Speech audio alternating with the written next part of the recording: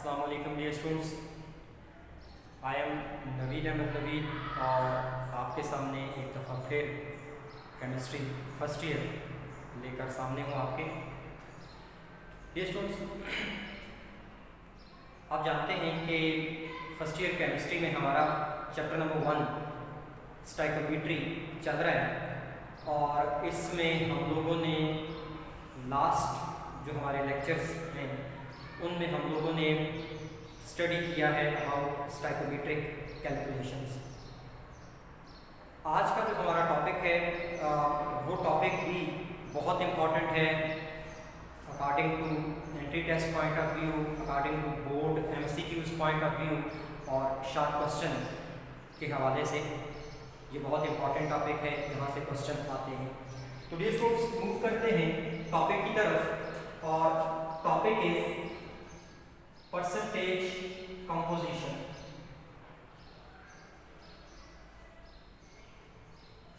Percentage composition जो है ये हमारा टॉपिक है। परसेंटेज कंपोजिशन की तरफ जाने से पहले we should know what is meant by percentage.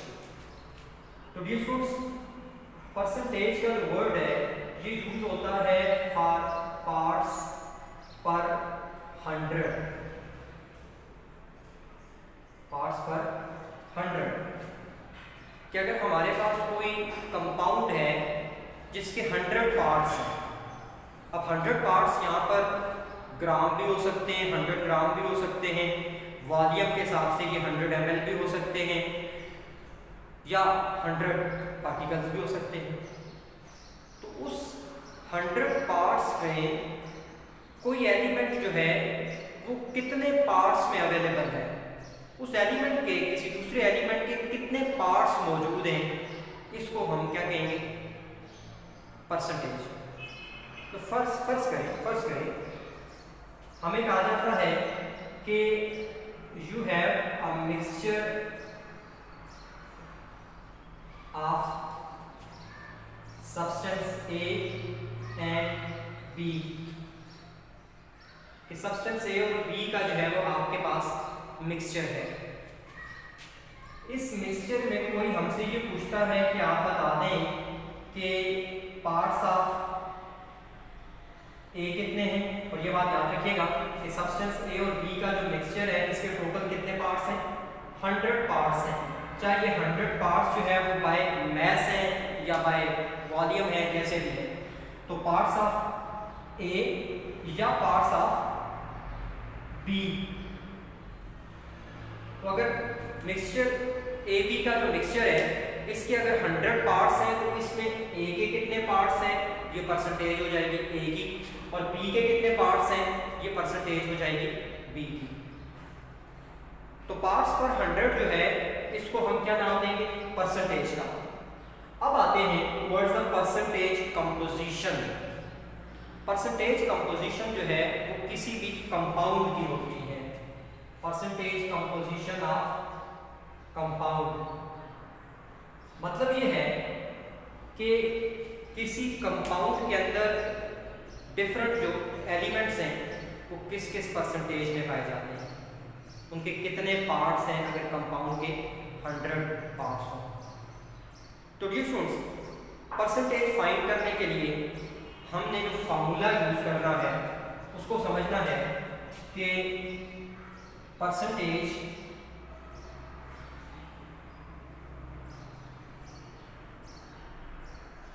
Of an element, एक एलिमेंट जो है उसकी परसेंटेज किसी भी कंपाउंड में। इसका तरीका क्या होगा, इसका तरीका ये होगा कि हम ये देखेंगे कि जो एलिमेंट है जिसकी परसेंटेज पूछी जा रही है उसका एटॉमिक मास कितना है, और जिस कंपाउंड में पूछा जा रहा है यानी जो कंपाउंड आपको गिवन है उसमें उस एलिमेंट के कितने एटम्स हैं। तो एटॉमिक मास को हम मल्टीप्लाई कर देंगे number of atoms of that element, और इसको डिवाइड कर देंगे हम with molar mass of that compound.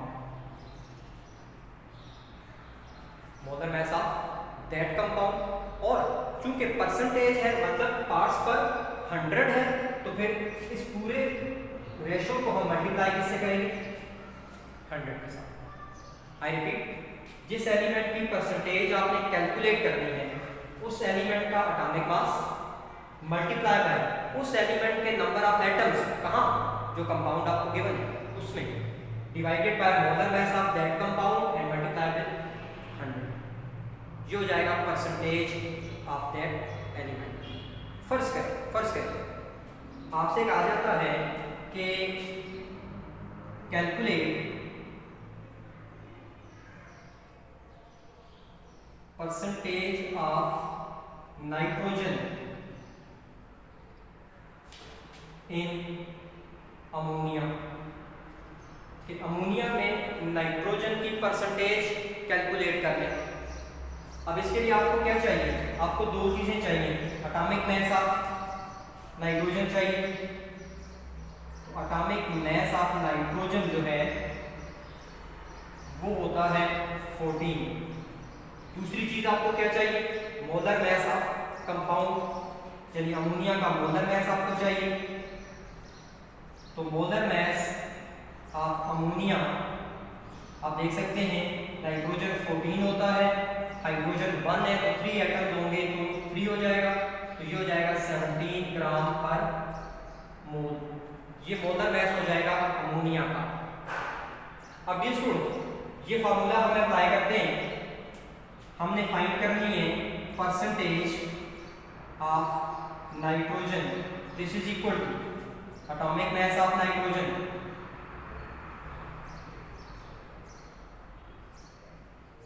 Multiply by number of atoms, nitrogen के एटम्स की तादाद, डिवाइडेड बाय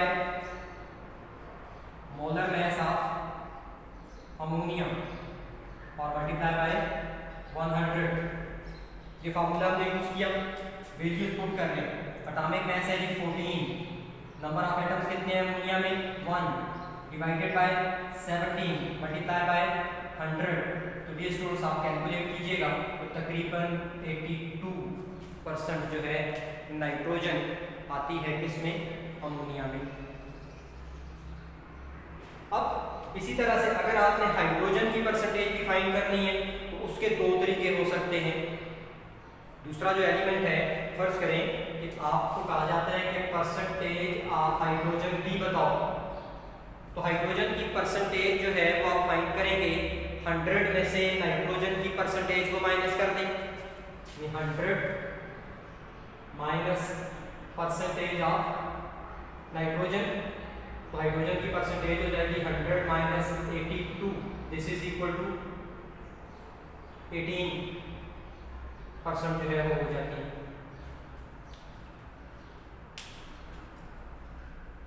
तो इस तरीके से भी फाइंड हो सकती है, या आप हाइड्रोजन के लिए भी सेम यही वाला फार्मूला अप्लाई कर सकते हैं। मतलब आप ऐसे भी कर सकते हैं कि percentage of hydrogen this is equal to atomic mass of hydrogen 1 और नंबर ऑफ हाइड्रोजन कितने? 3 डिवाइडेड बाय 17, तो ये भी आपके पास कितना आएगा जी? तकरीबन 18% के लगभग जो है वो आंसर आ जाता है। तो किसी भी कंपाउंड के अंदर ये परसेंटेज कंपोजिशन फाइंड हो सकती है। अब अगर बाज़ दफ़ा ऐसा भी होता है कि आपको कंपाउंड का मैस इन ग्राम, मोलर मैस नहीं, मैस इन ग्राम दिया हुआ होता है। अगर मैस इन ग्राम गिवन है तो फिर जो है वो किस तरीके से हम कैलकुलेट करेंगे ये भी देखिएगा।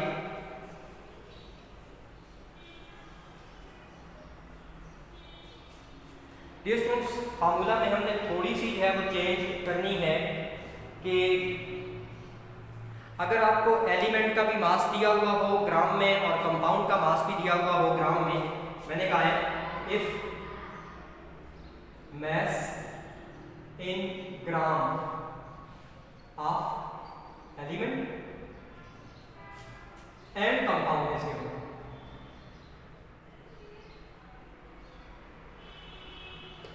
कि अगर एलिमेंट का और कंपाउंड का मास जो है वो ग्रामों में गिवन है तो फिर परसेंटेज कैसे फाइंड करेंगे कि percentage of element this is equal to mass of that element divided by mass of compound and multiply by 100। मतलब आपको एलिमेंट का मास ग्रामों में गिवन था और आपको कंपाउंड का मास भी ग्राम में गिवन था, तो आपने परसेंटेज फाइंड कर लिया। क्वेश्चन लिख लेते हैं। कहता है कि लेट्स से कि 10 gram of an element x is present in 200 gram of a compound.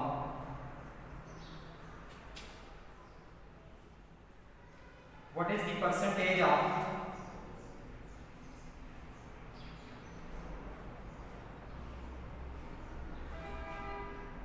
x? x की परसेंटेज जो है वो क्या है? आप देखें, आपको क्वेश्चन के अंदर जो है वो एलिमेंट का मास दिया हुआ है और इधर से कंपाउंड का मास जो है वो दिया हुआ है। तो फार्मूला देख लें, हम लिखेंगे कि percentage of x is equal to mass of x divided by mass of compound multiply by 100। Values put करते हैं। मास ऑफ x कितने हैं? 10। मास ऑफ कंपाउंड कितना है? 200 मल्टीप्लाई बाय 100। तो ये इसको नहीं आप कीजिएगा तो आपके पास आंसर आ जाएगा 5%। इट मीन्स कि ये जो कंपाउंड आपके पास है जिसके 200 ग्राम में 10 ग्राम x है, तो x की परसेंटेज कितनी हो जाएगी? 5% हो जाएगी। अब ये क्वेश्चन आपके पास, अब इससे रिलेटेड जो है वो कुछ क्वेश्चन जो है वो और भी कर लेते हैं। आप देखें एग्जांपल जो है वो 1.1 और प्रैक्टिस क्वेश्चन 1.8 और एग्जांपल 1.11 और 1.8 प्रैक्टिस क्वेश्चन जो है वो ये मौजूद हैं आपके चैप्टर के अंदर इस टॉपिक से रिलेटेड। तो ये आप लोगों ने जो है वो करने हैं।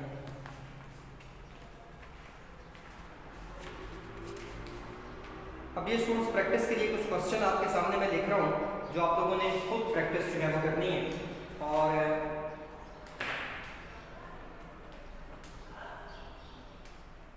क्वेश्चन ये है कि calculate the percent of nitrogen and phosphorus, calculate percentage of nitrogen and phosphorus in, कुछ कंपाउंड्स आपके सामने लिखे जा रहे हैं। इन कंपाउंड्स में नाइट्रोजन और फास्फोरस की परसेंटेज फाइंड करनी है। Number 1 NH4 H2PO4, number 2 NH4 twice HPO4, number 3 NH4 thrice PO4। ये आपके सामने कुछ क्वेश्चंस हैं। इनमें आपने जो है ना वो परसेंटेज आपने कैलकुलेट करनी है, किसकी? नाइट्रोजन की भी और फास्फोरस की परसेंटेज भी आपने कैलकुलेट करनी है यहाँ पे। अब ये स्टूडेंट्स ये तो हमारे पास हो गया जी परसेंटेज। अब हम लोगों ने जो टॉपिक्स पढ़े that was about mole calculation and about stoichiometric calculation. In topic से रिलेटेड बुक के अंदर जो एग्जांपल्स हैं वो भी हमने किए और इसके साथ साथ जो प्रैक्टिस क्वेश्चंस थे वो भी हम लोग साथ साथ करते रहे। अब ये स्टूडेंट्स नेक्स्ट टॉपिक की तरफ बढ़ने से पहले, क्योंकि हमारा जो नेक्स्ट टॉपिक है वो पिछले टॉपिक से थोड़ा सा जो है वो डिफरेंट होगा, थोड़ी सी उसमें कैलकुलेशन ज़्यादा इन्वॉल्व होंगी, तो इस वजह से हम अगले टॉपिक की तरफ बढ़ने से पहले पिछले जितने भी टॉपिक्स हैं इनसे रिलेटेड सारे के सारे जो न्यूमेरिकल प्रॉब्लम्स हैं उनको सॉल्व करके फिर जो है वो हम लोग आगे बढ़ते हैं। तो इसमें बुक्स आपके सामने होंगी और इन बुक के अंदर आपके पास पेज नंबर 23 पे न्यूमेरिकल क्वेश्चंस हैं। ये न्यूमेरिकल क्वेश्चन जो है ये आप देख लें, मैं रीड करता हूँ, इसको साथ साथ सॉल्व भी करेंगे, आप भी देखिएगा। क्वेश्चन नंबर 1 है the mass of 5 moles of an element x is 60, calculate the molar mass of this element, also name the element. कि एक कंपाउंड है, दिस इज क्वेश्चन नंबर 1, और इसमें जो गिवन आपके पास गिवन जो डेटा है वो क्या है कि number of moles of x ये गिवन है और वो है 5 मोल्स, और दूसरी चीज जो गिवन है वो मास ऑफ x जो है वो गिवन है और वो है 60 ग्राम। हमसे जो बात वो पूछ रहा है, यानी जो चीज हमने फाइंड करनी है वो क्या है कि मोलर मास ऑफ x, ये हमसे पूछा गया है, और नेम ऑफ x ये हमसे पूछा गया है। तो डियर स्टूडेंट्स, आपको नंबर ऑफ मोल्स गिवन है और आपको जो है वो मास इन ग्राम गिवन है। मोलर मास फाइंड करते हैं, जरा सॉल्यूशन की तरफ मूव करें। मोल फार्मूला के मुताबिक number of moles is equal to mass in gram divided by molar mass. ये हमारे पास मोल फार्मूला है।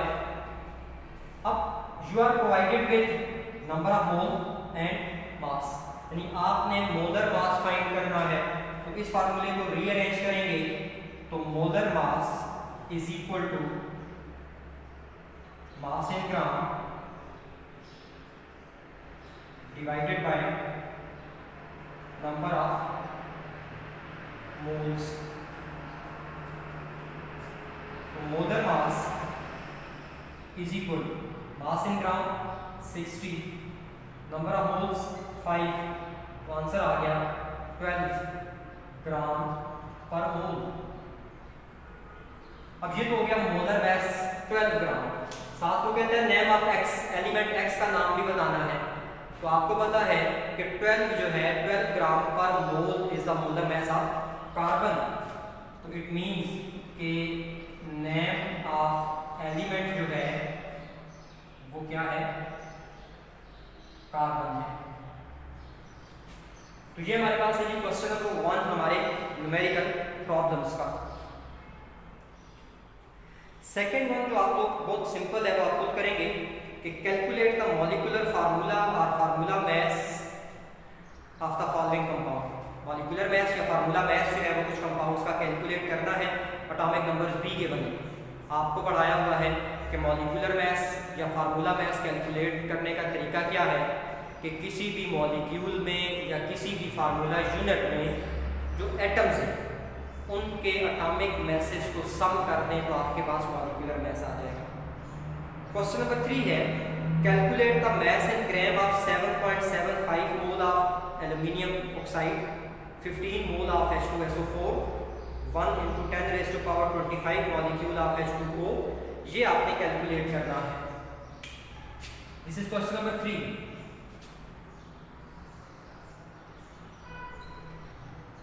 क्वेश्चन नंबर 3 का पार्ट 1 है, पार्ट ए है कि आपने करना क्या है, कैलकुलेट मास इन ग्राम। ये कैलकुलेट करना है। और पार्ट 1 में आपको मोल दिए हुए हैं 7.75 मोल्स ऑफ Al2O3। तो सॉल्व करते हैं। मोल फार्मूला के मुताबिक number of moles is equal to mass in gram over molar mass. आपने क्या कैलकुलेट करना है? मास कैलकुलेट करना है। तो mass is equal to number of moles into molar mass. Number of moles आपके पास है 7.75 और molar mass aluminium 27 into 2 plus 16 into 3, तो 27 इंटू 2 54 और ये हो जाएंगे 48। तो ये आपके पास बनेगा 102 ग्राम पर मोल। तो मल्टीप्लाई कर देंगे 102 ग्राम पर मोल से। तो ये आपके पास जो भी आंसर आएगा वो क्या होगा? मैस इन ग्राम जो है वो आ जाएगा। इसी तरह second one is 1 × 10⁻25 molecules of water. 1 × 10⁻25 molecules of water. कि वाटर के कितने मॉलिक्यूल हैं, तो आपने क्या फाइंड करना है? मास फाइंड करना है। तो ये students number of molecules is equal to mass over molar mass और मल्टीप्लाई बाय एवोगैड्रो नंबर। अब हमने ये चीज कैलकुलेट करनी है। तो मास किसके इक्वल हो जाएगा? तो मास इक्वल हो जाएगा नंबर ऑफ मॉलिक्यूल्स, ये इधर जाके मल्टीप्लाई हो जाएगा, इनटू मोलर मास और डिवाइडेड बाय एवोगैड्रो नंबर। अब आप वैल्यूज पुट कर लेंगे। नंबर ऑफ मॉलिक्यूल गिवन है 1 × 10⁻25 into molar mass of water होता है 18 डिवाइडेड बाय 6.023 इनटू 10⁻23। तो ये स्टूडेंट्स ये जो भी आंसर आपके पास आएगा ये हो जाएगा mass of 1 × 10⁻25 molecules of water. ये हो गया जी question number 3।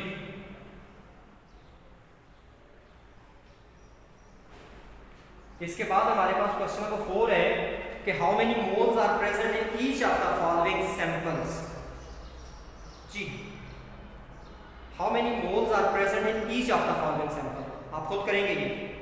30 gram of magnesium sulphide, 75 gram of calcium, 8.85 kilogram of carbon dioxide.